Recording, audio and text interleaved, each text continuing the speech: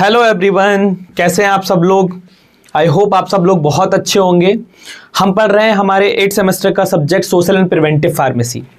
तो क्या आप जानते हैं एक सोसाइटी की हेल्थ के क्या पैरामीटर्स होते हैं और एक सोसाइटी की हेल्थ को हम कैसे डिटरमाइन करते हैं और किसी भी इंडिविजुअल पर्सन की हेल्थ एज अ सोसाइटी कैसे अफेक्ट होती है और सोसाइटी में कौन कौन से पॉजिटिव फैक्टर्स होते हैं जो किसी पर्टिकुलर इंडिविजुअल की हेल्थ के लिए डिपेंडेंट होते हैं, डिपेंड करते हैं। आइए हम अपने अगले चैप्टर को शुरू करते हैं। Chapter number 3 sociology and health के कॉन्सेप्ट को, और chapter number 4 hygiene and health. Health का डायरेक्ट लिंक होता है आपके हाइजीन से। हाइजीन क्या होती है उसके बारे में हम डिस्कस करेंगे। काफ़ी इंपॉर्टेंट चैप्टर है आपके इस पर्टिकुलर यूनिट से। तो सिंपल पहले समझेंगे आपके कि सोशियोलॉजी होती क्या है। सोशियोलॉजी का सिंपल मीनिंग है जिसका ओरिजिन आपके लैटिन वर्ड से हुआ है सोसाइटस, जिसका मीनिंग होता है सोसाइटी या ग्रुप ऑफ पॉपुलेशन की एक जगह जहां पर बहुत सारे लोग मिलके रहते हैं और उनकी पर्टिकुलर चीज को हम क्या बोलते हैं, एज अ सोसाइटी बोलते हैं। और लॉगस जो हम हमेशा पढ़ते हैं, कहीं पर भी लॉजी वर्ड लगा होता है तो हमारे ग्रीक वर्ड से आता है लॉगस, जिसका मतलब होता है स्टडी और science, scientific study of society. Sociology कहने का सिंपल सा मतलब है एक ऐसा एरिया जहां पर बहुत सारे लोग मिलकर रहते हैं। अब वो एक सोसाइटी बनाते हैं, एक ग्रुप बनाते हैं। उसी ग्रुप को अगर हम साइंटिफिक पर्सपेक्टिव से स्टडी करें, that is known as a society. अब हम सोशल एंड प्रिवेंटिव फार्मेसी पढ़ रहे हैं तो इसमें हम हेल्थ को डिटरमाइन करें, हेल्थ को स्टडी करें, पब्लिक हेल्थ को चेक करें, पब्लिक हेल्थ के पैरामीटर्स को सेट करें। वो किसके अंडर आ जाएगा? सोशियोलॉजी ऑफ हेल्थ के अंदर आ जाएगा। तो ये पहली बार किसने कॉइन किया आपका सोशियोलॉजी ऑफ हेल्थ या इसके बारे में? तो अगस्टे कॉम्टे फ्रेंच फिलोसोफर थे, उन्होंने ये सोशियोलॉजी की ब्रांच को इंट्रोड्यूस किया या सोशल साइंस को, जो कि हेल्थ के बारे में काफ़ी कुछ बताती है, सिंपल मीनिंग। और अगर इसका सिंपल मीनिंग हम बात करें, systematic study of social activities, societies and groups, study of human groups, behaviour based on social relationships, how they affect behaviour, develop and changes. मतलब कि एक ऐसा ग्रुप या समूह जहां पर बहुत सारे लोग मिलकर रहते हैं, उस ग्रुप के क्या पैटर्न्स हैं, क्या उनके बिहेवियर्स हैं, कैसे इंडिविजुअल लोग एक ग्रुप की वजह से अफेक्ट होते हैं, कैसे वो कोई नए पैरामीटर्स बनाते हैं, और उसको साइंटिफिकली समझना सोशियोलॉजी के अंडर में आता है। अब हम इसका सिंपल मीनिंग समझ लें, माइक्रो सोसाइटी और मैक्रो सोसाइटी होती क्या है। माइक्रो सोसाइटी मतलब कि एक स्टडी स्मॉल यूनिट या स्मॉल ग्रुप के, एक छोटा टाउन है जहां पर बहुत कम लोग रहते हैं और हम उसको माइक्रो सोसाइटी बोल सकते हैं। Deals with the analysis and study of societies in the totality. अगर एक पूरे ग्रुप को, एक कंट्री है उस सबको एक साथ कैलकुलेट करना, वो आपका मैक्रो सोसाइटी के अंदर आ जाएगा। एक छोटे टाउन या शहर की पॉपुलेशन या ग्रुप के बारे में स्टडी करना, वो किसके अंदर आ जाएगा? आपके माइक्रो सोसाइटी के अंदर आ जाएगा। चलिए इसमें देख लेते हैं। अब जो हमारा मेन टॉपिक आता है वो आपका हेल्थ सोशियोलॉजी। तो डेफिनेशन पहले देखें। हेल्थ सोशियोलॉजी प्रीवियसली हम किसको किस नाम से जानते थे? मेडिकल सोशियोलॉजी के नाम से जानते थे। Studies the social aspects of health, health related problems, events, behaviours and institutions, and it covers the role of social factor and environment in disease causation and prevention। देखिए, एक ऐसा ग्रुप जहां पे बहुत सारे लोग मिलके रहते हैं जिसको हम सोसाइटी कहते हैं। अब उसी सोसाइटी के अंदर बहुत सारे ऐसे पैरामीटर्स होंगे जो हेल्थ रिलेटेड काम करते होंगे। यानी कि अगर एक पर्टिकुलर ग्रुप में कोई भी डिजीज होती है तो वो एक पूरी सोसाइटी को अफेक्ट कर सकती है, या सोसाइटी कैसे एनवायरनमेंट में रहती है। अगर एक ऐसा एनवायरनमेंट जहाँ पे सोसाइटी अपने हाइजीन को लेके बहुत प्रॉपर है, वहाँ प्रॉपर सैनिटेशन होता है, सब लोग साफ सफाई से रहते हैं, तो वहाँ कैसी हेल्थ देखने को मिलेगी? गुड हेल्थ होगी, क्योंकि वहाँ के लोग बहुत ज़्यादा अवेयर हैं, हाईली एजुकेटेड हैं। अब एजुकेशन का डायरेक्ट लिंक आपके हेल्थ से है, तो एजुकेटेड है तो जिसकी वजह से क्या होगा? वहाँ पर गुड हेल्थ देखने को मिलेगी। वहाँ पर हेल्थ इंफ्रास्ट्रक्चर कैसा प्रेजेंट है? हेल्थ केयर फैसिलिटीज एक्सेसिबल है, इक्विवेलेंट है, सबको बराबर हक है वहाँ पर जाने का। बहुत ज़्यादा हाई कॉस्ट एरिया तो नहीं है, वहाँ पॉवर्टी जैसी कंडीशन तो नहीं है, स्लम एरियाज तो नहीं है। तो उन सब के बेसिस पर हम डिफरेंट एस्पेक्ट के बेसिस पर हेल्थ को समझते हैं।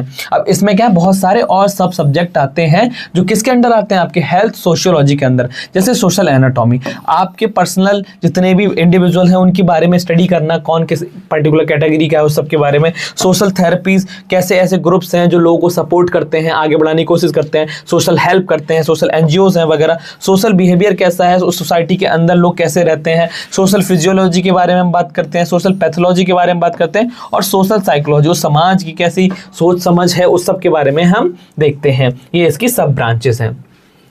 अब जो आपके अंदर एक टॉपिक आता है socio culture factor related to health, यानी कि एक सोसाइटी का कौन सा ऐसा कल्चर है, कौन से ऐसे पैटर्न्स हैं जो डायरेक्टली आपके हेल्थ से रिलेट करते हैं, यानी कि social determinants of the health where lives work learns and play, यानी कि एक सोसाइटी कैसे काम करती है, उसके कौन कौन से पैरामीटर्स हैं जो डायरेक्टली आपके हेल्थ से रिलेटेड होते हैं। पहली बात है एजुकेशन की। एजुकेशन एक काफ़ी इंपॉर्टेंट रोल प्ले करती है हेल्दी लाइफ के लिए, क्योंकि आप समझिए एक बात बहुत अच्छे से, अगर आपको पता है क्या हम खाएं, कौन सी हैबिट हम फॉलो करें, मेडिकल चेकअप्स के लिए सिम्टम्स एंड इन सारी चीज़ों के बारे में आपको नॉलेज है, आपको उनसे अवेयरनेस है, आप एजुकेटेड है इन सारे टर्म्स से, तो सीधी बात है कि आप एक हेल्दी लाइफ फॉलो करेंगे। और उस सोसाइटी में कैसे कैसे लोग रहते हैं, तो ये एजुकेशन काफ़ी ज़्यादा इंपॉर्टेंट है और रोल प्ले करती है directly from the health. Gives the confidence for better health decision. आप अगर एजुकेटेड हैं तो आप अनहेल्दी लाइफ स्टाइल क्यों चूज़ करेंगे, आप स्मोकिंग हो गया, अनहेल्दी बिहेवियर हो गया, सैनिटेशन को, इन सबको कैसे चूज़ करेंगे। तो ये सीधी बात है कि कॉन्फिडेंस देती है आपकी हेल्दी लाइफ चूज करने के लिए, healthy decision. Encourage participation in yoga exercise, आप फिजिकल एक्टिविटीज पे ज़्यादा ध्यान देंगे। Makes people aware of health issues and bad habits. सीधी बात, जैसे मैंने अभी कहा, अगर किसी को कोई प्रॉब्लम होती है रिलेटेड टू हेल्थ, तो आप एजुकेटेड हैं, अवेयर हैं कि ये चीज़ें नहीं खानी चाहिए, ये चीज़ें नहीं करनी चाहिए, तो आपको क्या होगा, बैड हैबिट्स हो रही हैं तो उनको रोकेंगे। एक पर्टिकुलर सोसाइटी के अंदर कुछ ग्रुप्स हैं जो हो सकता है कि हर महीने अवेयरनेस कैंपेन चलाते हैं कि ये रीजंस हैं जिसकी वजह से क्या डायबिटीज़ हो रही है, हाइपरटेंशन हो रहा है, तो एक पार्क के अंदर आप एक्सरसाइज कर सकते हैं, चीज़ों को अवेयर करा सकते हैं। तो एजुकेशन पीपल जो होते हैं वो गुड डिसीजन ले सकते हैं for maintaining the healthy life. Income, देखिए पैसा तो अल्टीमेटली आप इतना समझ लीजिए, हेल्थ और पैसे का डायरेक्ट रिलेशन है। हेल्थ इक्वल्स टू, और हम इसकी बात करें मनी की, क्योंकि मैं सिर्फ इतना नहीं कहूँगा कि जिसके पास पैसा है वो हेल्दी है, बट अल्टीमेटली सिंपल अगर मीनिंग में मैं कहूँ कि मनी या फिर इनकम की वजह से आप अच्छी हेल्थ केयर फैसिलिटीज़ गेन कर सकते हैं। आपको प्रॉपर इलाज की ज़रूरत है, आपके पास पैसे नहीं मिलेगा, सीधी तौर साफ सच्चाई है ये। आप एक पर्टिकुलर इनकम सोर्स आपका अच्छा है, आप हेल्दी लाइफ स्टाइल फॉलो कर सकते हैं, आप उन चीज़ों को एक्सेसिवली खरीद सकते हैं, खा सकते हैं, मेंटेन कर सकते हैं, प्रॉपर जगह रह सकते हैं जहाँ पे हेल्थ को प्रायोरिटी दी जाती है। तो हम इनकम क्या है, डायरेक्टली लिंक करता है। Healthy people have capacity to seek good medical supervision. wealthy people who are lazy inactive are more prone to cardiovascular disease। जरूरी नहीं है बहुत ज़्यादा जो wealthy peoples हैं वो भी हेल्थी रहें, कार्डियोवास्कुलर डिजीज़ उनको हो सकती है, डायबिटीज़ हो सकती है, क्योंकि वो लेजी है, उनके पास समय नहीं है, वो सब चीज़ें नहीं है। हेल्थ एक पैरामीटर है, हमने डेफिनेशन में क्या पढ़ा था, हेल्थ एक कंप्लीट स्टेट है, कौन सी, फिजिकल, मेंटल और आपकी सोशल वेलबींग की। तो यहाँ पर सारे पैरामीटर्स को देख के चलना पड़ेगा, बट ये फैक्टर काफ़ी इंपॉर्टेंट है कि इसमें हेल्थ को प्रायोरिटी दी जाती है। एक्सेस टू हेल्थ केयर, सबसे बड़ा पॉइंट ये है कि जहाँ पर भी कोई भी सोसाइटी है वहाँ पर हॉस्पिटल इंफ्रास्ट्रक्चर है, हेल्थ केयर फैसिलिटीज़ प्रॉपर हैं, लोग वहाँ पर जा सकते हैं, अच्छे डॉक्टर्स वहाँ पर हैं, तो यहाँ पर क्या है, educate working and people enjoy the better health, जहाँ पर हेल्थ केयर फैसिलिटीज़ ज़्यादा अच्छी होती हैं। क्लियर है। नेक्स्ट सोशियो कल्चर में आते हैं आपके फैमिली कल्चर और उसके बाद में एनवायरनमेंट। ठीक है, तो फैमिली की हम बात कर लें। फैमिली हिस्ट्री, आपके फैमिली में ऐसे कोई लोग हैं जिनको डिजीज़ रिलेटेड कोई बीमारी रही हो, डायबिटीज़ है तो कंजेनाइटल हो सकती है, जेनेटिक हो सकती है, तो ये काफ़ी ज़्यादा इंपॉर्टेंट फैक्टर है आपके health related. Genes control health from the movement to fertilization, parents से चाइल्ड में जाना। Mental health deficiency and diabetes are hereditary, ये हेरिडिटरी होती हैं, तो पेरेंट के द्वारा मिलने वाली ऐसी डिजीज़ ये भी हेल्थ को डायरेक्टली अफेक्ट करेंगी। इसीलिए पेरेंट टू चाइल्ड अगर कोई भी डिजीज होती है तो सेफली उसको क्या करा जा सके, रोका जा सके, ऐसे कुछ मेथड डॉक्टर्स बताते हैं तो उनको फॉलो, जिससे क्या है इस पर्टिकुलर डिजीज को रोका जा सके। कल्चरल में आपके लाइफस्टाइल बिहेवियर्स आते हैं, फ्रेंड सर्कल आते हैं, हैबिट्स आती हैं। कल्चरल वैल्यूज़ का मतलब है कि आपको अच्छी अच्छी वैल्यूज़ रिलेटेड टू हेल्थ देना। आपने एक ऐसा फ्रेंड सर्कल बना रखा है जहाँ पर लोग अनहेल्दी हैं, स्मोकिंग करते हैं, ड्रिंक करते हैं, बहुत सारी ऐसी चीज़ें हो सकती हैं जो उसके अलावा ना हो और बहुत ज़्यादा सीरियस नहीं है अपनी हेल्थ को लेकर, तो अल्टीमेटली आप ऐसे ग्रुप के अगर मेंबर हैं आपकी भी हेल्थ एक समय के बाद डैमेज हो जाएगी, क्योंकि कब आप 24 घंटे उन्हीं लोगों को देख रहे हैं जिनके साथ आप हैं, तो सीधी बात है कि आपकी हेल्थ भी डैमेज हो सकती है, कोई ना कोई प्रॉब्लम उसमें आ सकती है, तो ये भी कारण हो सकते हैं आपके कल्चरल रिलेटेड। अब एनवायरनमेंट आपका नेचर है ऐसा कि जहाँ पर आप रह रहे हैं वहाँ पर एनवायरनमेंट कैसा है, क्लाइमेट चेंजेस वगैरह की वजह से भी चीज़ें आती हैं, ये सब चीज़ें भी हेल्थ को डायरेक्टली अफेक्ट करती हैं। Next, cultural practice and health की सिंपल बात करें, beliefs and environment. Cultural practice क्या क्या फॉलो होती हैं जिससे हेल्थ डायरेक्टली अफेक्ट होती है, हेल्थ के ऊपर इम्पैक्ट पड़ता है। तो डिजीज कॉजेशन थ्योरीज में हमने पढ़ा था, कल्चरल प्रैक्टिस में क्या होता है, सुपर नेचुरल थ्योरीज की, अगर किसी को डिजीज हो जाती है तो ये मान के चलते हैं तो उसको गॉड पनिशमेंट हो रहा है या कुछ भी ऐसी चीज़ें हो रही हैं, तो ये एक पर्टिकुलर चीज़ है। अब इससे क्या है, अब specific example, worshipping goddess Shitala Devi for smallpox instead of administrating the drugs during the disease. यानी कि देखो, हम बहुत सारे लोग मानते हैं कि क्या कहते हैं, कुछ कुछ ऐसी डिजीजेस जो कि सुपर नेचुरल कारण से हो सकती हैं, तो उसका प्रॉपर मेडिकल ट्रीटमेंट ना सीख करके आप अल्टरनेटिव ट्रीटमेंट्स के तरफ जाते हैं जो कि सुपर नेचुरल तरीके से ट्रीट करता है, बट प्रैक्टिकल तौर पर उसकी कोई रियलिटी नहीं है, साइंटिफिक एविडेंस उसका कुछ है नहीं। बट कल्चरल बिलीव्स ऐसे हैं कि जिसके बेसिस पर आप ट्रीटमेंट लेने चले जाते हैं, अल्टीमेटली आपको नुकसान होगा, डिजीज डिले होगी तो डिजीज की कंडीशन वर्सन हो जाती है।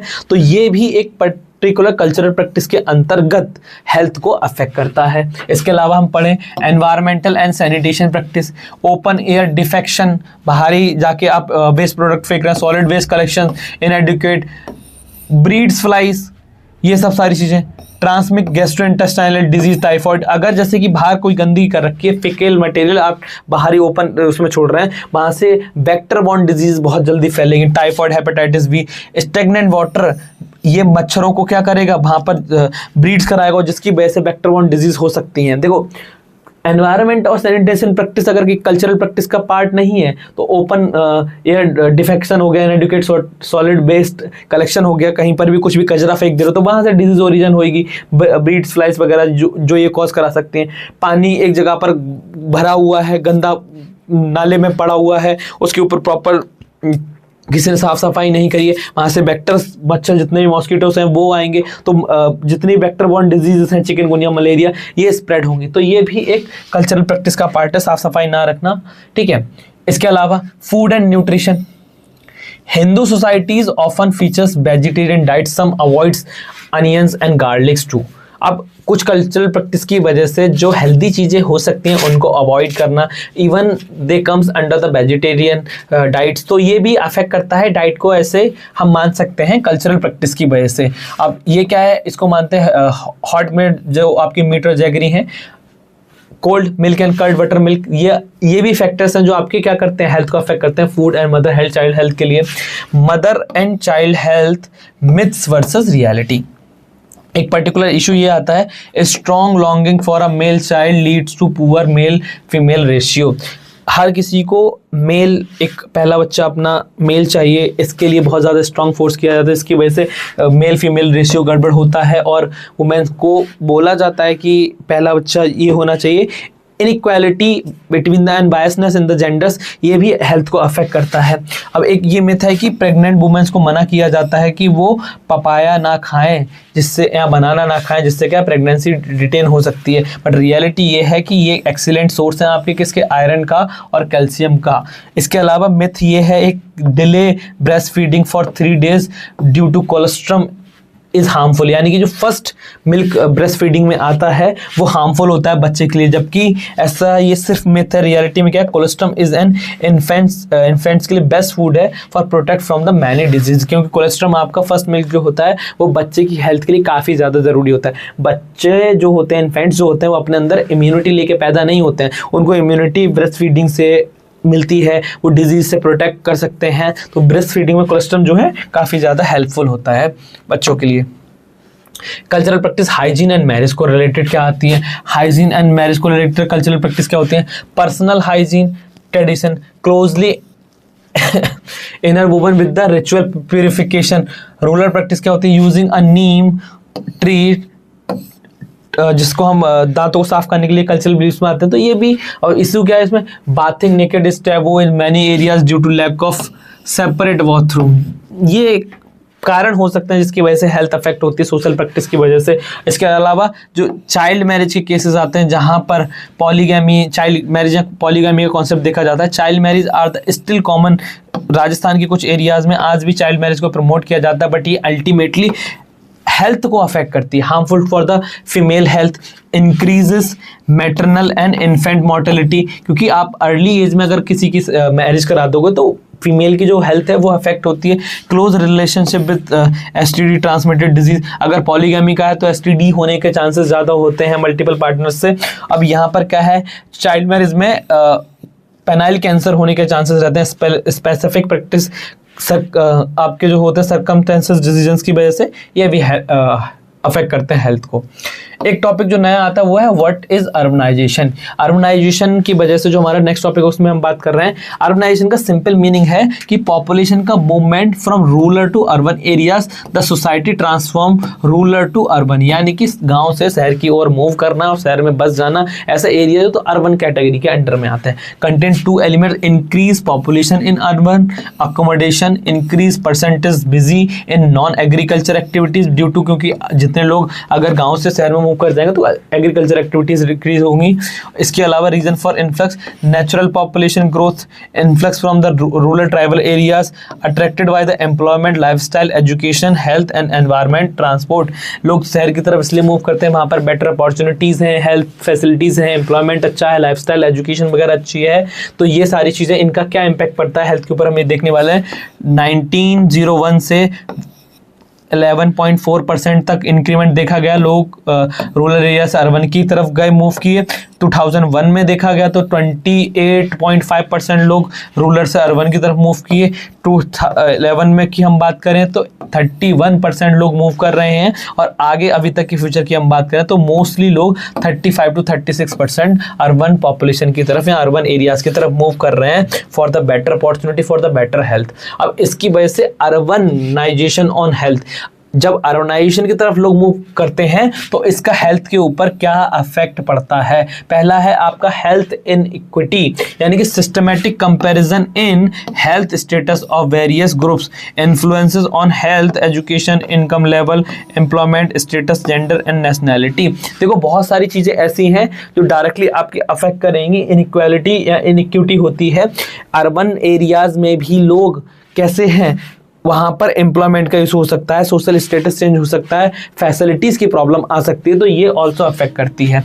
मेंटल हेल्थ एंड डिप्रेशन की कंडीशन, ओवर क्राउडिंग की वजह से क्या होगा, over crowding plus fast growth, shortage of the privacy. तो जहाँ पर बहुत सारे लोग एक साथ मिलकर रहेंगे, अब वो अर्बन एरिया तो बन रहा है लेकिन ओवर क्राउडिंग की वजह से वहाँ पे क्या होगा, फैसिलिटीज़ की कमी होगी, जगह की कमी होगी, और वहाँ पर अगर कोई कम्युनिकेबल डिजीज ट्रांसफॉर्म होती है तो बहुत तेजी से फैल सकती है। सैनिटेशन की प्रॉब्लम होगी, हाइजीन की प्रॉब्लम होगी, और वो एरिया अर्बन ना बन के स्लम एरिया टाइप का बन जाएगा, जिससे क्या है जहाँ पर गंदगी बहुत ज़्यादा होगी और चीज़ें ऐसी होंगी। अब ये क्या कॉज कर सकता है, ये डिप्रेशन कॉज कर सकता है, स्ट्रेस कॉज कर सकता है, डिस्टर्ब मेंटल हेल्थ को डिस्टर्ब कर सकता है due to loss of privacy, और एक ही घर में लोग बहुत सारे लोग एक साथ रह रहे हैं, तो ये सारी चीज़ें होती हैं। अब poor water supply and sanitation, urban areas में तो चलेगा लेकिन वहाँ पर क्या, अर्बनाइजेशन की वजह से स्ट्रेस सब्सटेंसली क्या करेगा, आपको पुअर वाटर मिलेगा जिसकी वजह से severe lack of safe and clean drinking water, और जब क्लीन ड्रिंकिंग वाटर आपको नहीं मिलेगा तो कॉलेरा, टाइफॉइड जैसी बीमारियां हो सकती हैं, हेपेटाइटिस जैसी बीमारियां हो सकती हैं। तो ये अफेक्ट पड़ता है आपका हेल्थ पर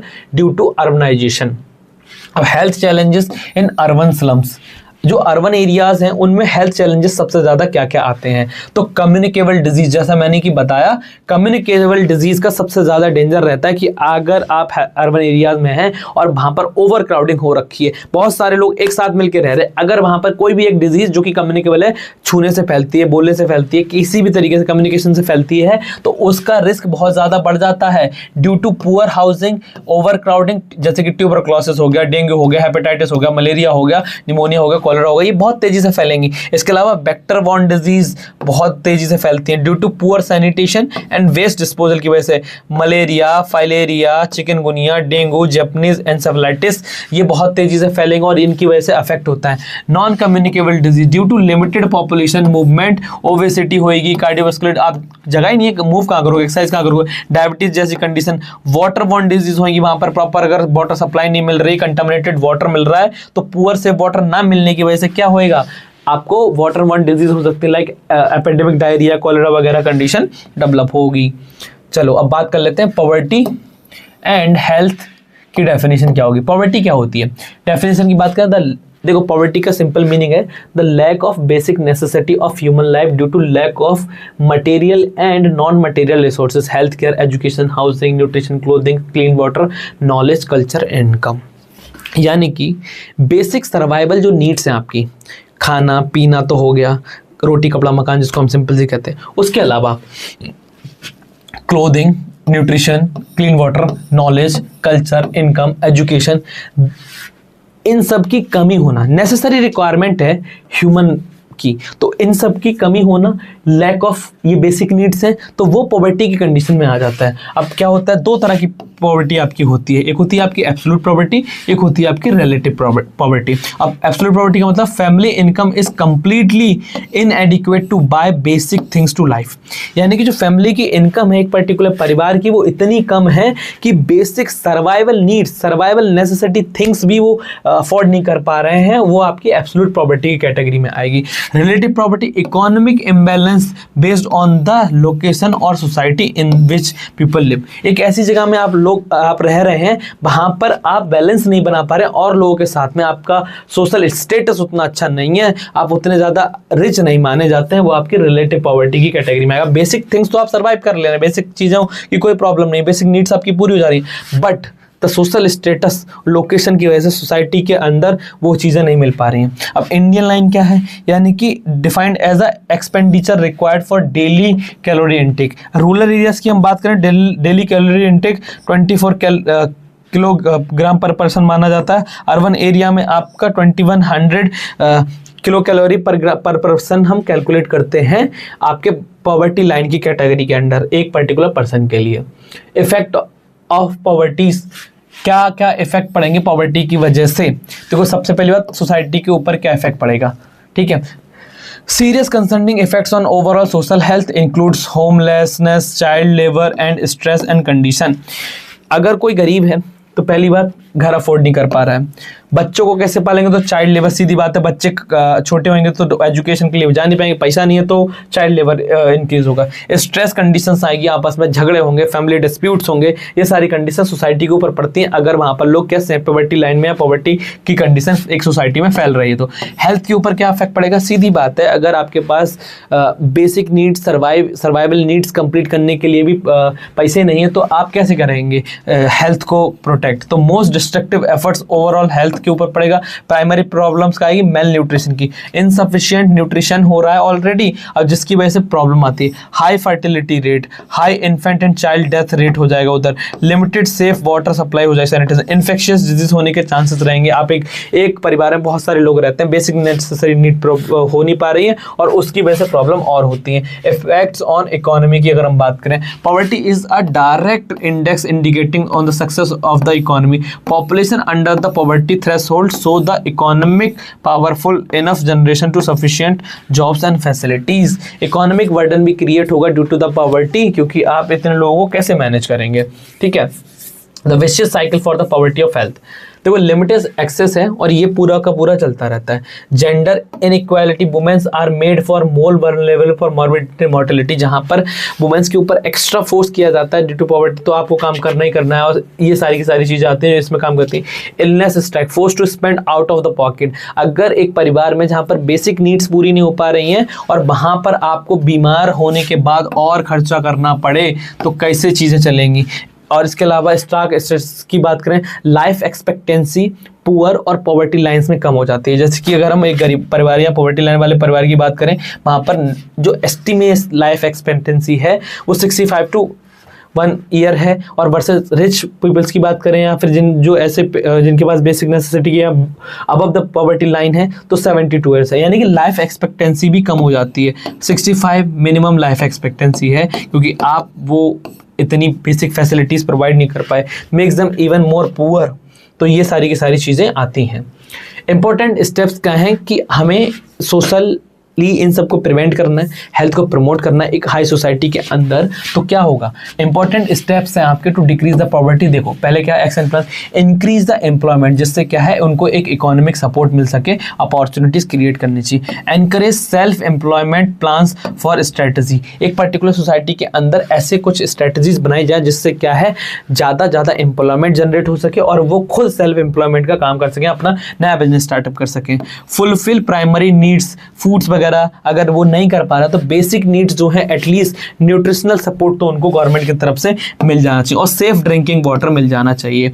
improve the subsidy rate and commodities, public distribution system होना चाहिए। इसके अलावा government must provide all health centres facilities, government must provide free education facilities, promote awareness regarding the birth control. तो ये सारी की सारी चीजें होती हैं पॉवर्टी को ठीक करने के लिए। इसके अलावा गवर्नमेंट बहुत सारी स्कीम चलाती है जिससे क्या पॉवर्टी को खत्म किया जा सके from the society. National rural employment program चलता है जिसमें जो रूरल एरियाज में लोग रहते हैं जहाँ पर पॉवर्टी की कंडीशन है वहाँ पर उनको एम्प्लॉयमेंट मिल सके। जवाहर योजना वगैरह जो होती है वो चलाई गई थी। जननी सुरक्षा योजना चलाई गई थी फॉर पॉवर्टी मेंटेनेंस के लिए। National old age pension scheme चलाई गई। प्रधानमंत्री integrated urban poverty eradication program चलाया गया था जिससे कि पॉवर्टी को रिमूव किया जा सके, इरेडिकेट किया जा सके फ्रॉम द सोसाइटी। अब बात कर लेते हैं काफी इंपॉर्टेंट टॉपिक की जो है आपका हाइजीन, साफ सफाई से रिलेटेड बात करेंगे आज। तो इसका जो टर्म है हाइजीन वो हाइजिया वर्ड से ओरिजिनेट हुआ है जिसका मतलब होता है गॉडेस ऑफ हेल्थ। हाइजीन एक ऐसी साइंस है, ऐसी आर्ट है जो कि आपके रिलेटेड डायरेक्टली रिलेटेड कहाँ से, protection and promotion of good health. अब ये कई टाइप की हो सकती है। Physical hygiene continuous physical health को मेंटेन करती है। हाइजीन का मतलब क्या है, हाइजीन कई टाइप की हम पढ़ेंगे, personal hygiene, home hygiene, industrial hygiene, इन सब के बारे में हम देखेंगे। WHO क्या कहता है हाइजीन की, condition and practice that are used to maintain health and prevent the spread of disease. एक ऐसी कंडीशन जो आप मेंटेन करते हैं तो आप डिजीज के स्प्रेड को रोक सकते हैं। अब WHO health and life, health तो हम पढ़ चुके थे, complete state of mental and physical wellbeing, और यहाँ पर सिर्फ एब्सेंस ऑफ डिजीज की बात नहीं करेंगे। लाइफ का क्या मतलब है, the ability to improve physical mental and social irritation for a life time, ये आपकी लाइफ के कॉन्टेक्स्ट में आएगा। ठीक है, अब टाइप्स ऑफ हेल्थ हम कल पढ़ चुके हैं इसके बारे में, फिजिकल मेंटल हेल्थ क्या होती है। ठीक है, टाइप्स ऑफ हाइजीन जो आपके लिए काफ़ी ज़्यादा इंपॉर्टेंट है, कई बार इस पे क्वेश्चंस पूछे जाते हैं आपके एग्जाम में, और पर्सनल बेसिक्स पर क्या क्या हाइजीन्स होती हैं इसके बारे में हम देखेंगे। देखो इंडस्ट्रियल हाइजीन कहने का क्या मतलब है, identification, anticipation, control, assessment and assurance of occupational hazardous risk causing the illness और इंजरी। देखो इंडस्ट्री के अंदर केमिकल एक्सपोजर्स है, हजार्डस केमिकल का एक्सपोजर है, ऑक्यूपेशनल वर्क है जहाँ पर आपको हाइजीन मेंटेन करनी। आप ऐसे केमिकल फैक्ट्रीज में काम कर रहे हैं वहाँ पर आपके हाथ यूज़ हो रहे हैं, तो आप खाना खाने बैठ रहे हैं वैसे बैठ जा रहे हैं, या फिर कुछ ऐसी चीज़ें तो प्रॉपर मास्क लगाना, हाथों को साफ करना, बाहर से आए तो रेगुलर बाथिंग करना, ऐसे एरियाज से आना, तो ये इंडस्ट्रियल हाइजीन के अंडर आता है जो कि डायरेक्टली हेल्थ को अफेक्ट करेगा। इंजरी हो सकती है एम्प्लॉयज़ के लिए। Community hygiene, responsibility to improve quality of life, focus on sanitation and improve the village living condition. एक पर्टिकुलर देखो साफ सफाई मेंटेन करना या फिर एक पर्टिकुलर हाइजीन मेंटेन करना सोसाइटी के अंदर एक सिंगल पर्सन का काम नहीं होता है, पूरी सोसाइटी का ये टुगेदरनेस के साथ में वर्क करना कि एक सोसाइटी को अच्छा किया जा सके, साफ सफाई मेंटेन करी जा सके, वो आपकी कम्युनिटी हाइजीन के अंदर आएगी। पर्सनल लेवल हाइजीन पर हम अब यहाँ पर हम इंडिविजुअल लेवल पे बात करेंगे। Keeping once body clean hygiene vital to society, every civilization promotes to improve the wellbeing. अपने आप को साफ तरीके से रखना, उसमें आपकी बहुत सारी हाइजीन्स आ जाती हैं। जैसे हम कैरेक्टरिस्टिक्स की बात करें, सिंपल बेसिक इंडिविजुअल के ऊपर आपको रेगुलर नहाना चाहिए। हमारे घर वाले हमेशा बोलते रहे चेंजिंग क्लोथ्स रेगुलरली, आपको रोज क्लोथ बदलने हैं, पुराने कपड़े नहीं पहनने क्योंकि इन्फेक्शन होने के चांसेस हो जाते हैं। वॉशिंग हैंड्स बिफोर, आपका खाने से पहले हमेशा हाथ धुल के खाना खाना चाहिए, फ्रीक्वेंटली धुल लेने चाहिए। कटिंग नेल्स रेगुलरली क्योंकि नेल्स में आपके बैक्टीरियल इन्फेक्शन वगैरह के चांसेस हो जाते हैं। Brushing teeth twice a day, once a day कर लो काफ़ी होता है, ये आपके टीथ को क्लीन रखने के लिए होता है। वॉशिंग द स्कैल्प रेगुलरली, आप स्कैल्प हाइजीन मेंटेन कर सकते हैं, इससे क्या है हेयर लॉस ना हो। Hair removal as needed, hair cutting करानी चाहिए। रेगुलर एक्सरसाइज करनी चाहिए फॉर फिजिकल बॉडी मेंटेनेंस के लिए। तो ये पर्सनल लेवल पर हाइजीन आ जाती है। ठीक है, अब प्रिंसिपल्स तो हम देख लेंगे, उसके साथ इसके साथ बहुत सारे बेनिफिट्स होते हैं।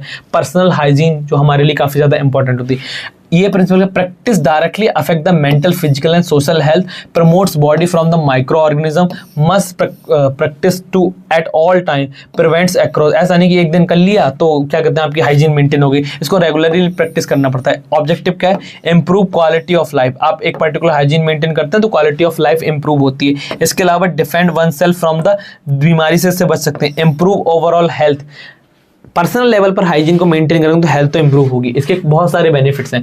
Contribute to environment protection, improve the immune system, control barriers diseases, आपकी हाइजीन आप मेंटेन करेंगे। Improve the health status, saves daily strength and spirits, hand washing stops the germs from the spreading. आप हाथ धुल के खाना खा रहे हैं, आपके हाथों पे जर्म्स थे, उससे आप बचा सकते हैं अपनी बॉडी के लिए। Washing and removes the skin impurities, sweat pores को इन सब कर सकते हैं। Enhance human communication, pharmacist health professional prevents spread to consumers. Pharmacist ऐसे केमिकल्स के साथ में रहते हैं और हेल्थ कंज्यूमर्स तो उनसे बच सकते हैं। Types of hygiene in detail की अगर हम बात करें, होम हाइजीन, घर के अंदर साफ सफाई रखना, जैसे कि cleanliness of living space, work place, transport, public places, action, daily cleanliness, toilets, kitchen, surrounding, animals, methods, mechanical soap detergent को ले सकते हैं। देखो घर के अंदर या बाहर ऐसे करके रखना होम हाइजीन की कैटेगरी में आता है। अगर आपका घर साफ सुथरा है तो सीधी बात है वहाँ से डिजीज होने के चांसेस कम रहेंगे। आप अपने किचन को प्रॉपर क्लीन रखते हैं, जहाँ पर आप खाना बनाते हैं वो जगह। फूड हाइजीन, आप खाने को बिना धुले खाए जा रहे हैं, जिससे क्या है फूड के ऊपर बहुत सारे बैक्टीरिया आ सकते हैं जो कि आप क्या हो सकते हैं कंटामिनेट कर सकते हैं। रॉ सिलेक्शन ना करें। Food poisoning from the salmonella, staphylococcus, इन सब से होती है फूड पॉइजनिंग की कंडीशन हो जाएगी। रखा हुआ खाना ना खाएं, पुराना सड़ा हुआ खाना ना खाएं, उस सबको फेंक दें। Prevention from insects, raw foods, handler, personal, खाने को ऐसी जगह रखें जहाँ पर क्या है इंसेक्ट्स उसमें ना हो, क्लीन किचन होना चाहिए, एंटीबैक्टीरियल केमिकल्स का यूज करना चाहिए। ये सारी की सारी चीज़ें फूड हाइजीन के अंडर आ जाती हैं। Medical hygiene at home, medical hygiene at home का मतलब prevent family transmission communicable disease. For example अगर कोई पर्सन फैमिली के अंदर ही अफेक्टेड है डिजीज से, तो मेडिकल हाइजीन घर में कैसे रखेंगे? एक आइसोलेशन रखना, उनके लिए अलग चाहे तो चीज़ें कर सकते हैं, आइसोलेशन रूम बना सकते हैं जिससे क्या है स्प्रेड ना हो, कम्युनिकेबल ना हो, इन सब चीज़ों की ये सारी step. Personal hygiene, safe and food, water, sanitary environment वगैरह ये सब चीज़ें मेंटेन कर सकते हैं। Ultimate defence barrier avoidable habits, आप हाइजीन को मेंटेन करेंगे तो आपकी बॉडी के अंदर काफ़ी ज़्यादा एज अ शील्ड की तरह काम करेगा ये आपकी बॉडी के अंदर। तो इसके लिए क्या याद रखना है? सैनिटरी बैरियर, आपको 5F का कॉन्सेप्ट याद रखना है हाइजीन से। 5F का मतलब क्या है? Food, fomites, fingers, fluid and flies. Fomites का मतलब, फूड का मतलब है कि आप फूड रिलेटेड हाइजीन मेंटेन रखिए, प्रॉपर क्लीन फूड, साफ सुथरा फूड खाना है, वॉश करके ये सब करके। फॉर्माइट, जो भी ऑब्जेक्ट आप यूज़ करते हैं, कोई भी ऐसा इंस्ट्रूमेंट हो सकता है, किचन के यूटेंसिल्स हो सकते हैं। फिंगर्स, आपके हैंड वॉश आपको करना है। फ्लूइड, जो भी आप वाटर कंज्यूम कर रहे हैं वो आपको प्रॉपर साफ सुथरा तरीके से रखना है।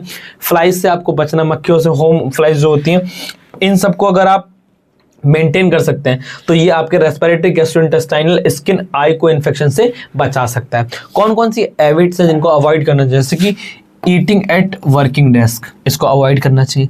Leaving dirty dishes in public, sneezing without covering mouth with tissue, not flushing the toilets, not washing hands properly after toilets, using dirty spoons, utensils, खाने के लिए वापस यूज कर लिए, नेल वाइटिंग, ये सब हैबिट अवॉइड करनी चाहिए। Not brushing the teeth daily, using too much perfume to cover body smell, spitting in public places, sharing hygiene items, toothbrush, razors कभी शेयर नहीं करने चाहिए किसी के साथ में। तो इन हैबिट्स को फॉलो करो जिससे क्या है हाइजीन को आप मेंटेन कर सकते हैं। क्लियर है यहाँ तक? तो ये थे आपके 2 चैप्टर सोशियोलॉजी और पर्सनल हाइजीन के ऊपर। आई होप आपको ये लेक्चर पसंद आए होंगे और ये सारे नोट्स आप डाउनलोड करने के लिए, अपने पास सेव करने के लिए आप डाउनलोड कर सकते हैं प्ले स्टोर से हमारा app brain desk EDU। Completely आपको यहाँ पर फ्री नोट्स मिलेंगे जो कि आपकी काफ़ी ज़्यादा हेल्प करेंगे। बहुत ही सिंपल लैंग्वेज में ये सारे के सारे नोट्स हैं जिनको आप इजीली पढ़ सकते हैं, याद रख सकते हैं। और अगर इससे रिलेटेड कोई डाउट है किसी टॉपिक में तो आप मेरे को कमेंट करके बता सकते हैं। Thank you for watching this video.